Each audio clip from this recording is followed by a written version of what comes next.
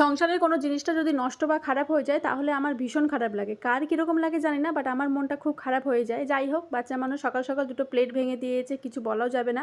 এদিকে রান্নাবান্না আমার ডান হয়ে গেছে। তারপর দেখো কাঁচা মিষ্টি আম কেটে নিয়েছি। আম কাঁচা বলো বা পাকা বলো, দুটোই খেতে আমার ভীষণ ভালো লাগে। তাই নিয়ে বসে পড়েছি। আর সামনেই যেহেতু ঈদ আসছে, ঈদের জন্য আজকে বাড়িঘরদোর একটু ডিপ ক্লিনিং হবে আমাদের। ওইজন্য একটু খেয়ে নিচ্ছি। খেয়ে দিয়ে ঝটপট কাজে লেগে পড়বো। মাঝখানে দেখো দোকান থেকে কিছু জিনিস অর্ডার করেছিলাম, যেটা বাড়িতে আমার শেষ হয়ে গেছিলো, সেটাকে নিয়ে চলে এসেছি। মাঝে মধ্যে একটু খাবার দাবারও হয়ে যাচ্ছে আমার। এখানে দেখো সমস্ত জামা কাপড়গুলো আমি ভিজিয়ে রেখেছি, যেগুলো আমার হোমমেড এসে কেচে দিয়ে যাবে। তারপর এদিকে মিভুকে স্নান টান করে ভাত খাইয়ে দিয়ে ওকে এবার আমি ঘুম পাড়িয়ে দিব। ওকে ঘুমিয়ে দেওয়ার পর সমস্ত জামা কাপড়গুলো ছাদে মেলে দিয়ে এসেছিলো, সেগুলোকেও তুলে নিয়ে আসবো। কারণ ভীষণ রোদ দিয়েছিল, বেশি রোদে থাকলে জামা কাপড়ের রঙটা নষ্ট হয়ে যাবে। তাই সমস্ত জামা কাপড়গুলো তুলে নিয়ে চলে এসেছিলাম। এবার কাজকর্ম সমস্ত আমার ডান হয়ে গেছে। এবার আমি চললাম স্নান করতে। আর এই ভিডিওটা বড় ব্লগ চ্যানেলে অলরেডি পোস্ট হয়ে গেছে, তোমরা চাইলে দেখে নিতে পারো। বাই।